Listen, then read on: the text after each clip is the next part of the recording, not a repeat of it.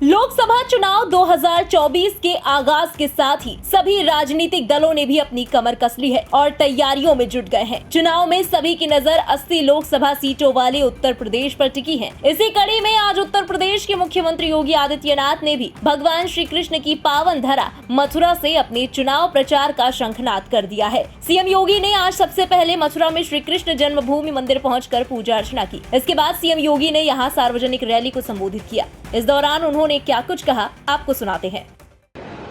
माननीय विधायकगण श्री पूरण प्रकाश जी, राजेश चौधरी जी, श्री मेघश्याम सिंह जी, ओम प्रकाश सिंह जी, योगेश चौधरी जी,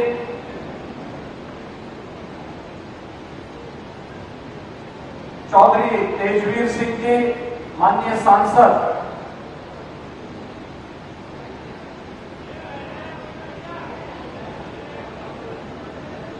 और जिन्होंने पिछले 10 वर्ष से इस मथुरा और ब्रज मंडल को अपनी कला से, अपने सांस्कृतिक प्रवाह से एक नई पहचान दी है।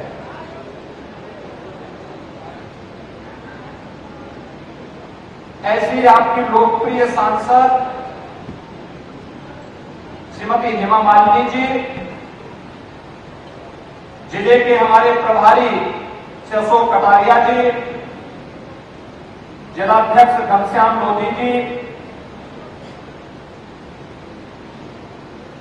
निर्भय Pandey ji,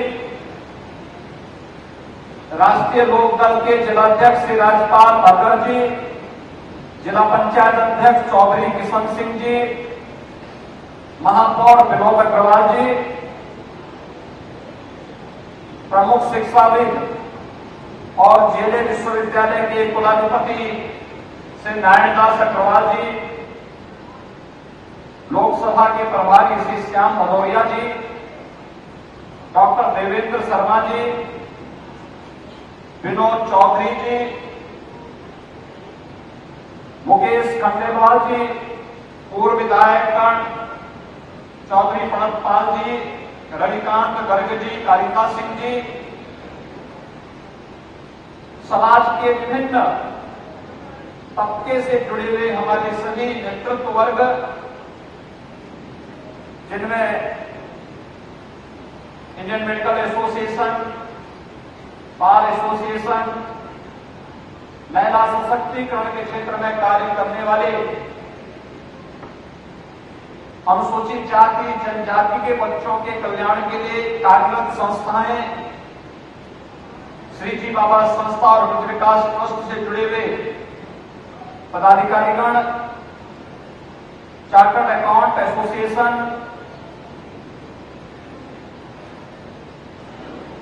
petroleum product dealer association, Mathura ODOP से जुड़े हुए इस संस्था के पदाधिकारीगण, रामलीला सभा, तीर्थ धाम मेला समिति, chamber of commerce, hotel association, लघु उद्योग भारती और तमाम अन्य संस्थाओं से जुड़े हुए जो हमारे पदाधिकारीगण हैं, आप सबका आगत महानुभावों का वृंदावन बिहारी लाल की इस पावन धरा पर आप ही के बीच होली के अगले दिन ही मुझे आने का अवसर प्राप्त हुआ है और आप इतनी भारी संख्या में आए हैं, मैं आपका हृदय से अभिनंदन करता हूं। पूज्य संतों के सानिध्य में ब्रज तीर्थ विकास परिषद संपूर्ण ब्रज को यहां के माननीय जनप्रतिनिधियों के मार्गदर्शन में उसकी पुरातन विरासत को संरक्षित करते हुए एक नए कलेवर के रूप में प्रस्तुत कर रही है। एक अद्भुत संजोग की विरासत भी और विकास भी। इन दोनों को लेकर के आज देश के अंदर एक नया जो प्रभाव पैदा हुआ है, यह हम सबको देखने को मिला होगा। मैं पिछले 15 दिन से एक गाना सुन रहा हूं और मैं हर बार होली में, बचपन से ही होली के गानों को जब सुनता था, एक बात मुझे ध्यान में आती थी, जो अक्सर हम लोग सुनते थे कि होली खेले रघुवीरा भजन तो हम लोगों ने खूब सुना, लेकिन सचमुच पहली बार 500 वर्षों में अयोध्या धाम में मर्यादा पुरुषोत्तम भगवान श्री राम ने अपने धाम में विराजमान होकर के होली के साक्षात दर्शन भी हम सबको कराए और मथुरा वृंदावन की कुछ गलियां भी इंतजार तो कर ही रही हो।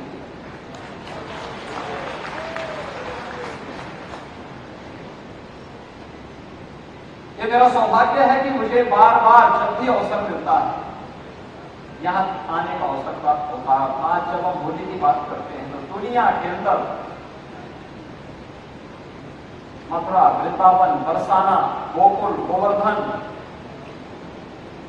नंदगांव, बलदेव, यहां पर खेली गई होली की चर्चा पूरी दुनिया के अंदर है रंगोत्सव के रूप में। और अब तो श्रद्धालु जनों की भीड़ देखते हुए बनती है।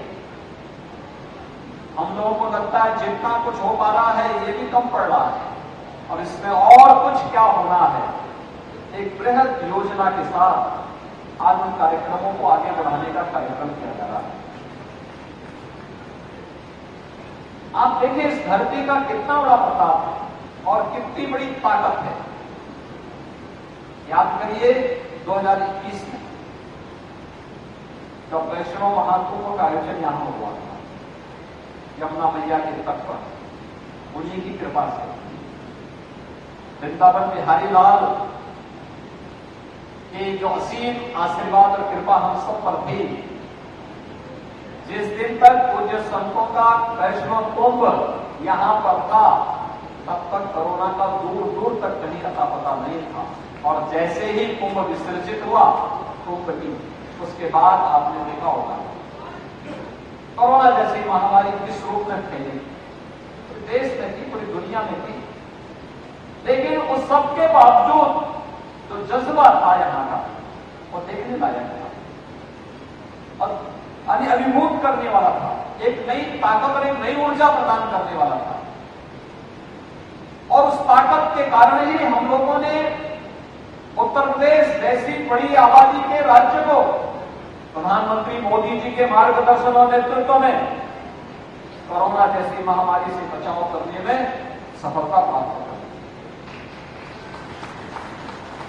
बंधु, आज पिछले 10 वर्ष में आपने बदलते हुए भारत को देखा है। एक नया भारत, एक ऐसा भारत जो दुनिया के अंदर भारत को एक नई पहचान दे रहा है। दुनिया के अंदर हमारे भारत की एक नई पहचान बनी है। लोग सम्मान के साथ भारत को देखते हैं। हमारे देश के प्रति सम्मान का मतलब 140 करोड़ भारतीय दुनिया के अंदर कहीं भी जाता है तो उसके लिए दुनिया के सामने एक सम्मान देने का एक भाव उसके मन में उभरता है। ये भारत के लोग। बताते चले कि लोकसभा चुनाव 2024 कुल 7 चरणों में पूरे होंगे। यूपी की 80 विभिन्न सीटों पर बारी बारी से 7 चरणों में चुनाव होने वाले हैं। लोकसभा चुनाव के लिए पहले चरण की वोटिंग 19 अप्रैल से होगी, वहीं 7वें चरण की वोटिंग 1 जून को होगी और लोकसभा चुनाव 2024 के नतीजे 4 जून को आएंगे। ब्यूरो रिपोर्ट, इंडिया पब्लिक खबर। फिलहाल इस खबर में अभी के लिए बस इतना ही। लोकसभा चुनाव से जुड़ी तमाम लेटेस्ट अपडेट्स और देश दुनिया की बाकी खबरों के लिए बने रहे इंडिया पब्लिक खबर के साथ। हमारे YouTube चैनल को सब्सक्राइब करें और बेल आइकन दबाना बिल्कुल ना भूलें।